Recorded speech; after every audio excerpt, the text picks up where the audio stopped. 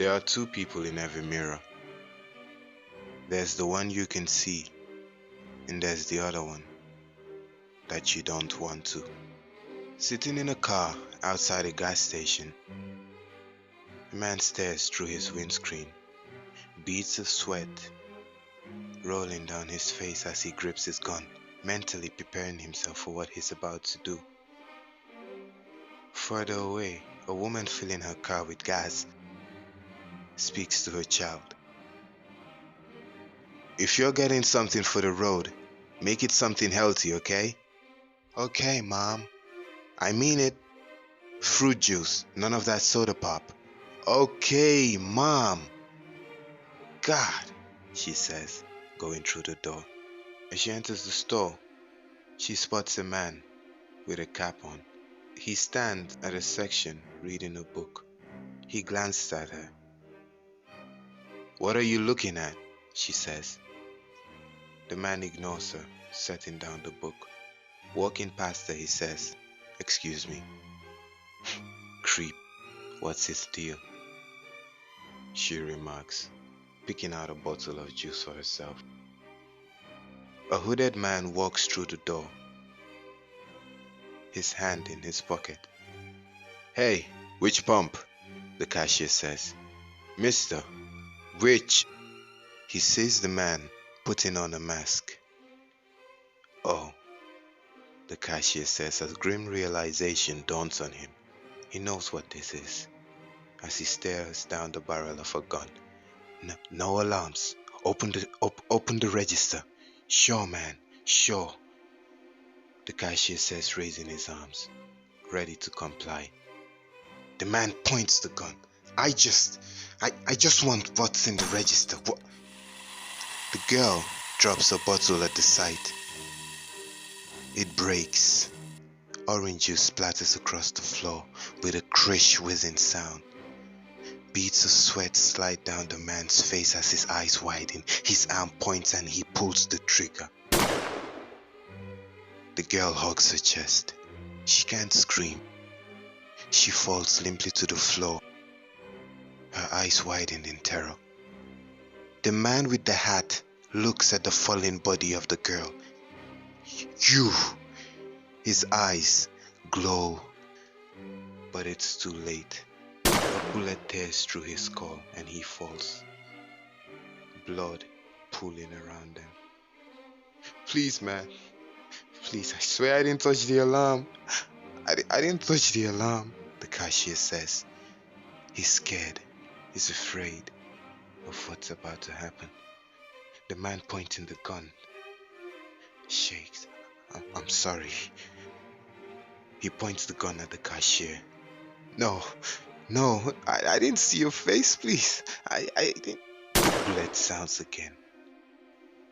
The armed man rummages through the register box, grabbing as much as he can. He runs out the store. The mother spots him.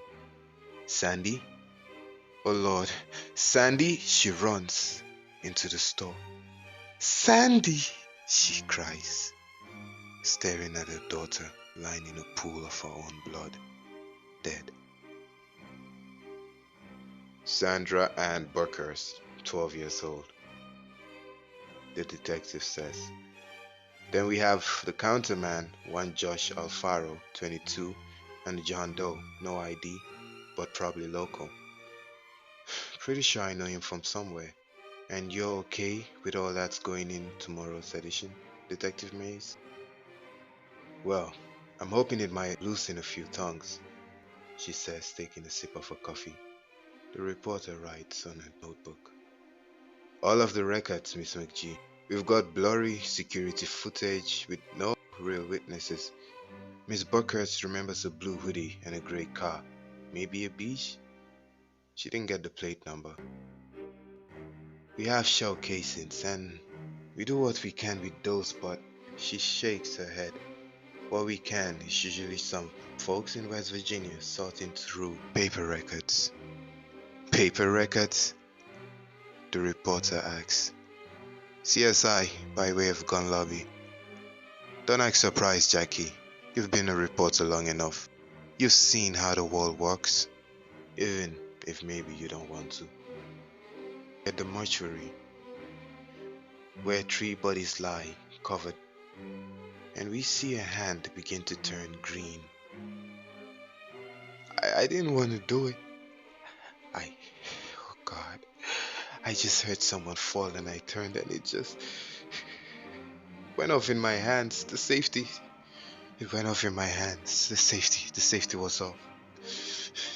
The man says, wiping tears away. And then the others, they saw me, man. I swear I didn't think. I was scared, I panicked, and I don't want to do it. Yeah, too bad. How much did you get? The biker says. What? The money, Tommy. How much did you get? I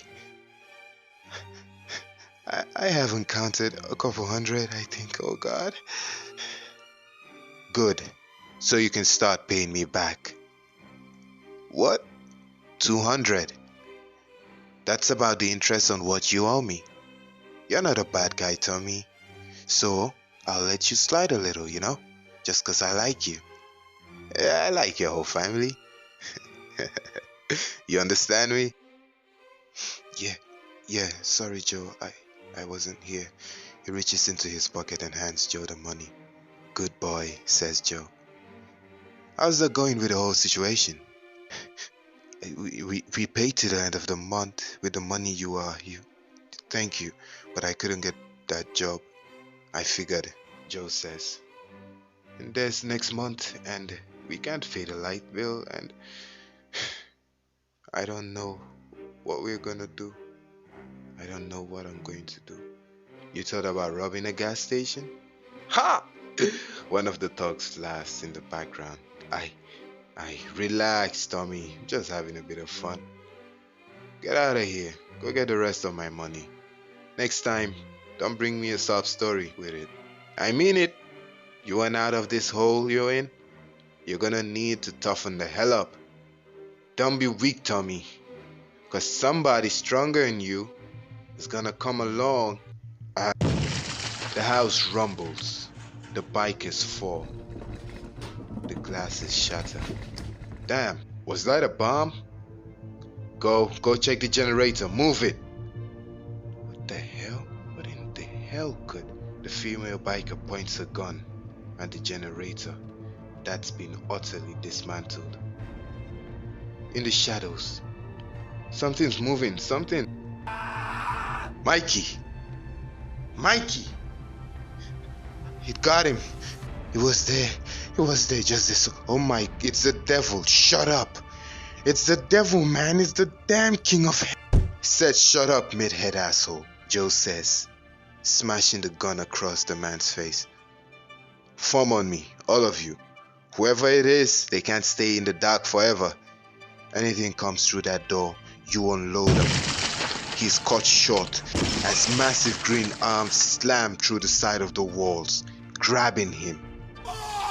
Bullets, barrages of bullets, unload on the figure as Joe screams. Tommy runs outside. Oh God, he's shaking.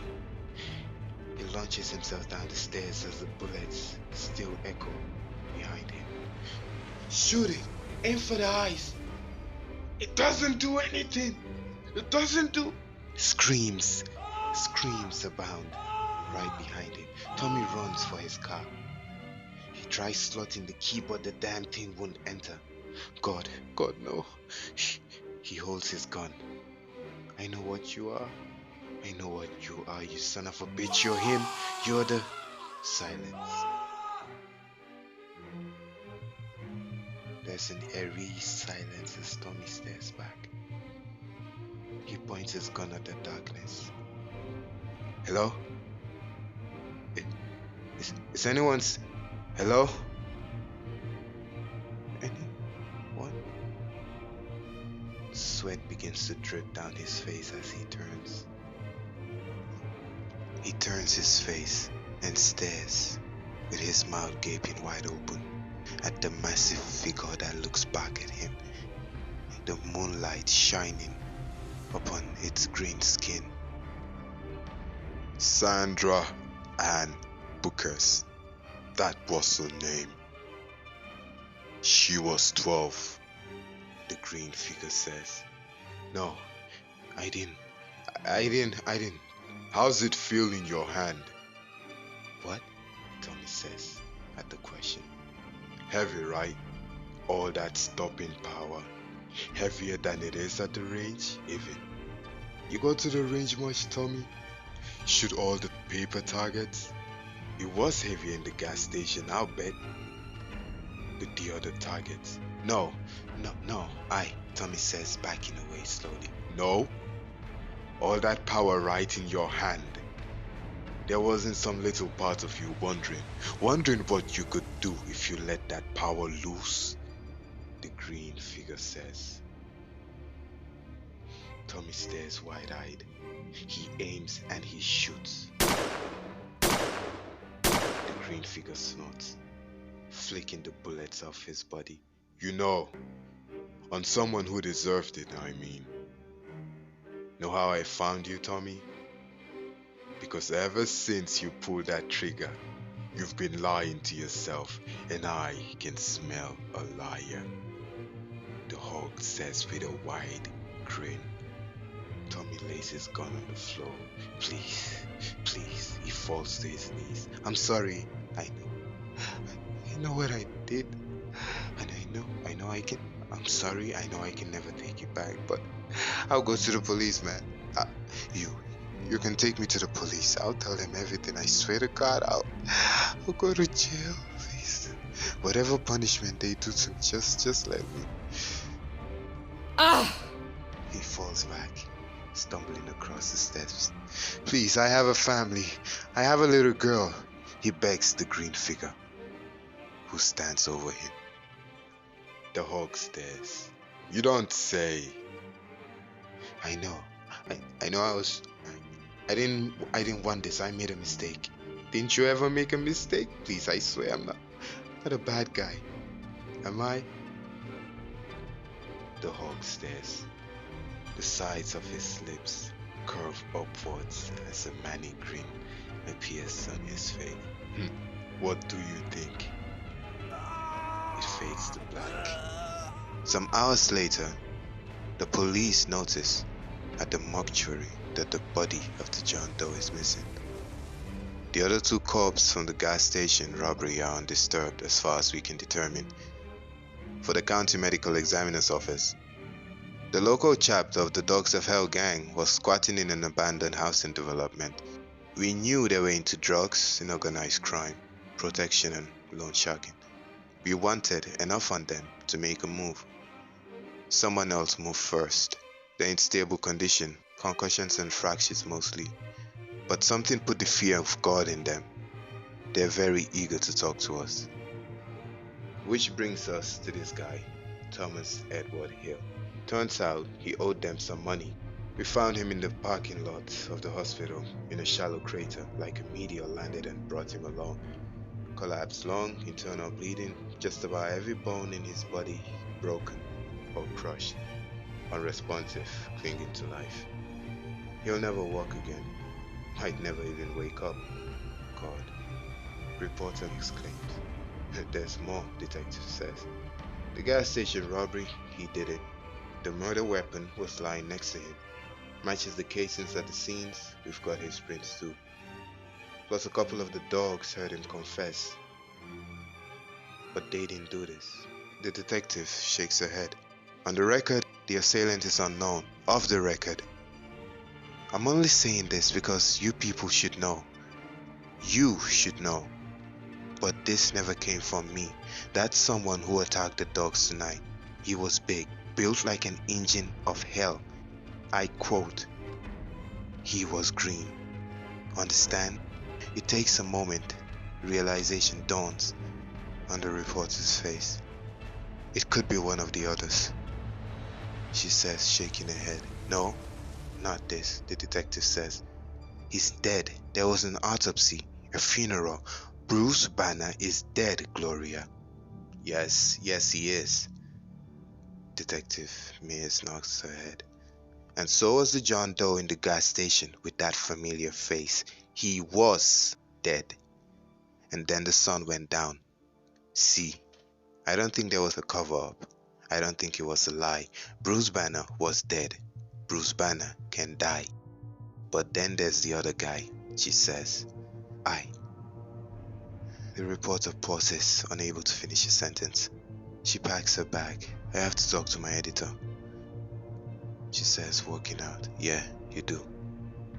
Bruce Banner stands in his bathroom, staring at the mirror.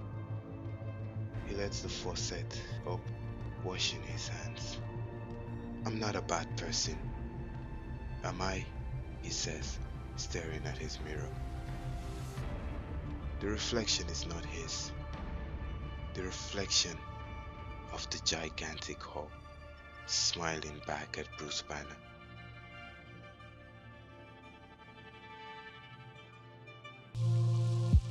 And that brings an end to today's voiceover. Yeah, that was the Immortal Hulk Chapter 1. And amazing, wasn't it? Yeah. The comic is awesome, hands down awesome. So if you enjoyed it, if you liked it, if you were entertained, don't forget to leave a like, a comment to tell me your thoughts. If you'd like to see more of it, leave a comment saying, yes, I'd like to see more, Mr. Rain. And don't forget to subscribe to not miss out on any new videos that come out.